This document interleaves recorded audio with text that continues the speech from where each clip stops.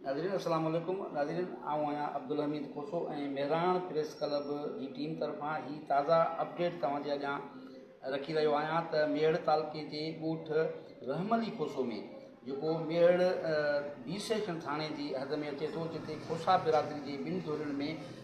झेड़ो थियो आहे ऐं झेड़े जे नतीजे में टे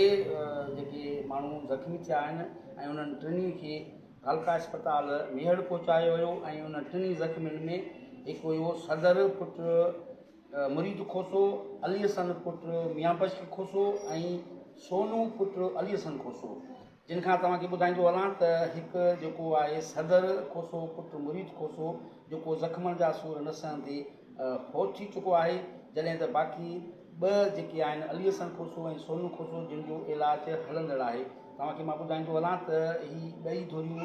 ॻोठ रहमली खोसो जूं आहिनि ऐं ॿिन्ही धुरियुनि जे विच में संगावती मसइले तां झेड़ो थी पियो ऐं झेड़े दौरान टे हमला ज़ख़्मी थिया। हीअ अपडेट तव्हांजे अॻियां मां रखंदो थो हलां त टिनी खे तालका अस्पताल मेड़ पहुचायो वियो, जिन में अली हसन खोसो, सोनू खोसो ऐं सदर खोसो ज़ख़्मी थी पिया, जिन मां सदर खोसो पहुची चुको आहे, जॾहिं त ॿिए पासे तालका अस्पताल मेड़ में ॿई धुरियूं पहुचण जे करे तालका अस्पताल जा हालात कशीदा हुआ ऐं अहिड़ो इतला मिलंदे ई मेड़ थाणे जे ॿिन्ही थाणनि जी मेड़ थाणो ए सेक्शन बी सेक्शन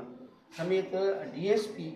वॾी पुलिस नफ़री सां उते तालका अस्पताल इतला मिलंदे ई पुलिस पहुची वई ऐं उन्हनि हालात ते कंट्रोल कयो। जॾहिं त तव्हांखे हीअ अपडेट असां ॾेई रहिया आहियूं त उन झेड़े में खोसा बिरादरी जे ॿिनि धुरियुनि जे झेड़े में संगावती मसइले तां थियल झेड़े में टे हमला ज़ख़्मी थिया, जिन मां हिकु हमला जेको सदर पुटु मुरीद खोसो आहे ज़ख़्मनि जा सूर न सहंदे अस्पताल में फौत थी वियो आहे। बाक़ी ॿिनि जो इलाजु हलंदड़ आहे ऐं पुलिस जी वॾी नफ़री बि मेड़ तालका अस्पताल में पहुतल आहे। ही ताज़ा अपडेट असां तव्हांजे अॻियां मेहराण प्रेस क्लब जी टीम तरफ़ां तालका अस्पताल मां तव्हांजे अॻियां रखिया आहिनि।